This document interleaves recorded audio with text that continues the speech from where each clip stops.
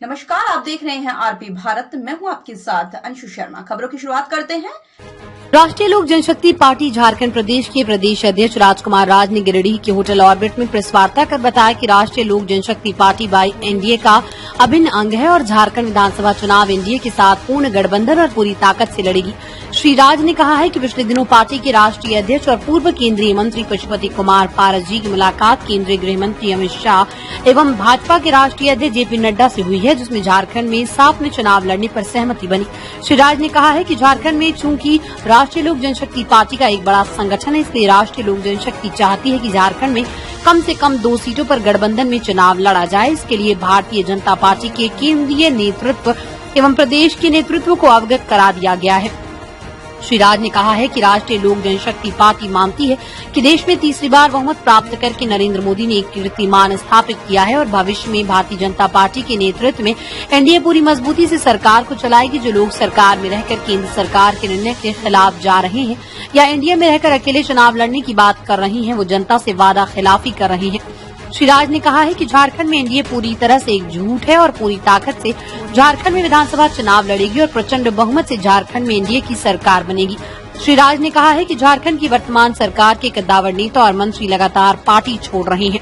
ये संकेत है कि झारखंड में परिवर्तन की लहर आ रही है। श्री राज ने कहा कि राष्ट्रीय लोक जनशक्ति पार्टी पूरे देश में मजबूती से एनडीए के साथ और आने वाले दिनों में झारखंड और बिहार के विधानसभा चुनाव एनडीए के साथ लड़ेगी। श्री राज ने कहा कि शीघ्र ही रांची में राष्ट्रीय लोक जनशक्ति पार्टी की राष्ट्रीय कार्य समिति की बैठक बुलाई जाएगी, जिसमें देश भर के नेता भाग लेंगे। आज की पत्रकार वार्ता में प्रदेश अध्यक्ष राजकुमार राज के अलावा युवा के प्रदेश अध्यक्ष नीतीश सिन्हा, पार्टी के गिरिडीह जिला अध्यक्ष विनीत कुमार, युवा के अध्यक्ष मिथुन लाल यादव, जिला के प्रधान महासचिव कमलेश शर्मा, रणजीत सिंह प्रमुख रूप से उपस्थित रहे। गिरिडीह से डिम्पल की रिपोर्ट। हुई इस हॉल में भारी संख्या में कार्यकर्ता जुटे। सब लोगों की राय हुई कि राष्ट्रीय लोक जनशक्ति पार्टी को झारखंड में चुनाव लड़ना चाहिए और हम लोगों ने इस भावना से अवगत कराने के लिए आज का ये पत्रकार सम्मेलन किया। वैसे हम लोगों ने लिखित रूप से भाजपा के नेतृत्व को, आजसू के नेतृत्व को, जनता दल यू के नेतृत्व को दिया है।